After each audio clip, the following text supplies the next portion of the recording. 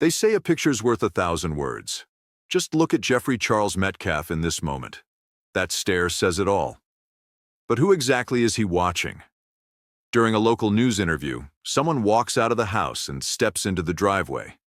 And that's when this look happens. Spoken obviously to a couple of other outlets. I know Hunter's leaving. Do you need to say goodbye? Or? No, It's Hunter. And you mean to tell me, after everything this kid just went through, that look is what he gets? Something's not adding up here. There's a whole lot more going on behind the scenes with the Metcalf family. More than they want us to know. What did Hunter do to deserve that stare? Let's keep going. I told him we're good. Okay. We haven't really had a chance to talk to you about this. You had mentioned a few times that you had forgiven the suspect for what correct. He did. I do. But we just informed you about these documents. And that doesn't change anything. Okay. This has to do with me and God. God teaches us in the Bible. He talks about forgiveness. He also talks about revenge. Not for me to seek. God will take care of it. Karma, I believe in it. It's very unfortunate that this other child decided to make a bad choice that's going to affect him for the rest of his life. I have compassion for every human being. This is not, I want to make this very clear.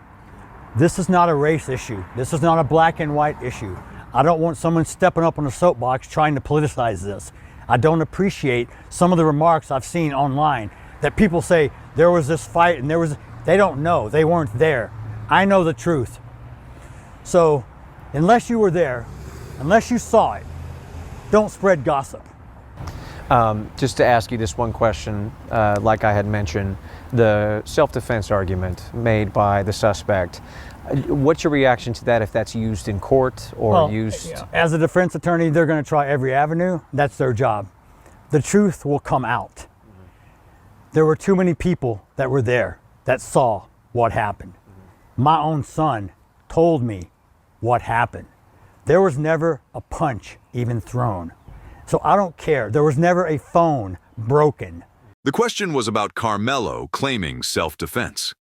But Jeff Metcalf pivots to talking about a broken phone and a punch. Sound familiar? Remember that rumor about Karmelo's phone getting smashed? And the witnesses who said Karmelo warned, "Punch me and see what happens"? Could that be what Jeff's really referring to here? We've never had contact with this individual ever.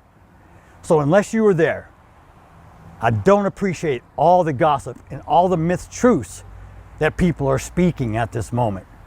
Is that shocking to hear or read, or at least hear from me, say that that's what he told police after that moment? No, what? So Karmelo Anthony told police his $1,000 phone was smashed, and that when he said, "Punch me and see what happens," he actually got punched. Why wasn't that in the arrest report? Do you see how one-sided this police narrative looks? Did they deliberately leave out Karmelo's version of events? It's starting to seem like a lot of what folks dismissed as rumors were actually facts. Remember when Kayla Anthony posted back in November 2024 that Karmelo had shoulder surgery from a football injury, and Jeff later confirmed it in that 14-hour interview?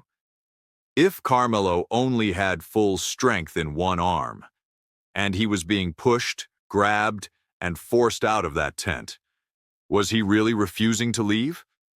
Or was he refusing to turn his back on a threat? Let's keep going. What do you expect? If you're caught, the best thing you're going to do is try to lie your way out of it. Now, I'm not saying he's a liar, but the truth and the facts, justice will prevail. It has nothing to do with me. I want to talk about the charity that the public has really shown, and obviously the complete wrapping of arms. I know that's some phrases that you always hear about when we talk about these situations.